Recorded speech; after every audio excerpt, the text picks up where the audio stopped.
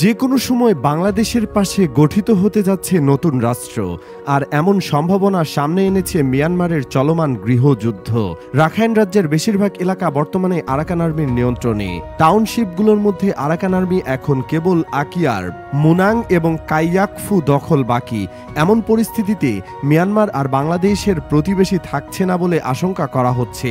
অর্থাৎ রাখাইন রাজ্য নিয়ে গঠিত নতুন দেশই হবে বাংলাদেশের প্রতিবেশী রাষ্ট্র। এতে করে কি চাপ বাড়তে পারে বাংলাদেশের? ব্যাপক গৃহযুদ্ধের শিকার মিয়ানমার। সেখানে বর্তমানে দুই ধরনের গৃহযুদ্ধ চলছে।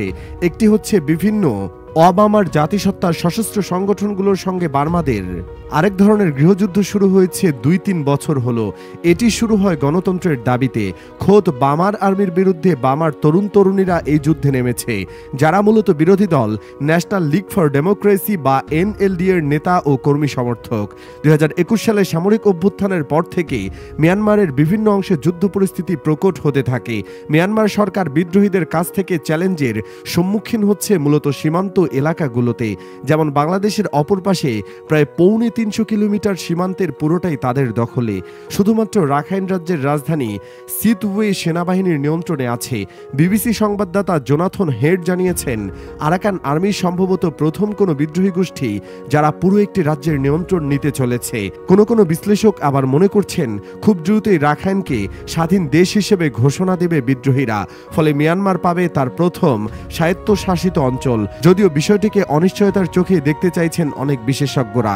তারা বলছেন, রাখাইনকে স্বাধীন দেশ হিসেবে ঘোষণা না করার সম্ভাবনাই বেশি। এমন পরিস্থিতিতে রাখাইনে বাংলাদেশের স্বার্থের সমীকরণ ঠিক কেমন হতে পারে? রোহিঙ্গা শরণার্থী ও সীমান্তের কারণে মিয়ানমার প্রসঙ্গ বাংলাদেশের কাছে বরাবরই আলাদা একটি ওজন বহন করে। আর ভৌগোলিকভাবে রাখাইনের অবস্থান মিয়ানমারের জন্য অত্যন্ত গুরুত্বপূর্ণ।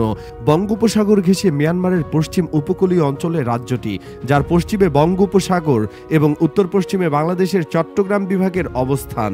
বাংলাদেশের সাথে মিয়ানমারের থাকা 270 কিলোমিটার আন্তর্জাতিক সীমান্ত পুরোটাই রাখাইনের সাথে। বিভিন্ন কারণে স্বাধীনতার পর থেকে মিয়ানমার কখনো স্থিতিশীলতা পায়নি। সীমান্তে থাকা প্রতিবেশী মিয়ানমারের সাথে বাংলাদেশের কূটনৈতিক এবং বাণিজ্যিক সম্পর্ক একেবারেই সীমিত।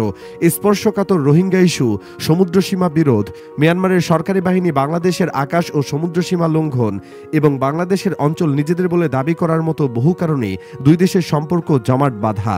তবে আন্তর্জাতিক উদ্যোগে মিয়ানমারের সাথে রোহিঙ্গা স্থানান্তরের আলোচনা হলেও রাখাইনে নতুন রাষ্ট্র গঠনে প্রস্তাবনা সেই আলোচনাকে থামিয়ে দিয়েছে। স্বাধীনতার ঘোষণা দিলে বাংলাদেশে থাকা 10 লাখের বেশি রোহিঙ্গা ফেরত যাওয়ার ভবিষ্যৎ অনিশ্চিত হয়ে পড়বে।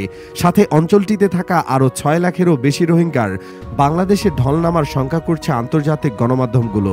মিয়ানমারে যুদ্ধাবস্থা বিরাজ করছে উল্লেখ করে সম্প্রতি বাংলাদেশের পররাষ্ট্র উপদেষ্টা বলেন, সরকারের একটাই লক্ষ্য, যখন মিয়ানমার শান্ত হবে তখন যাতে আশ্রিত রোহিঙ্গাদের ফেরত পাঠানো হয়।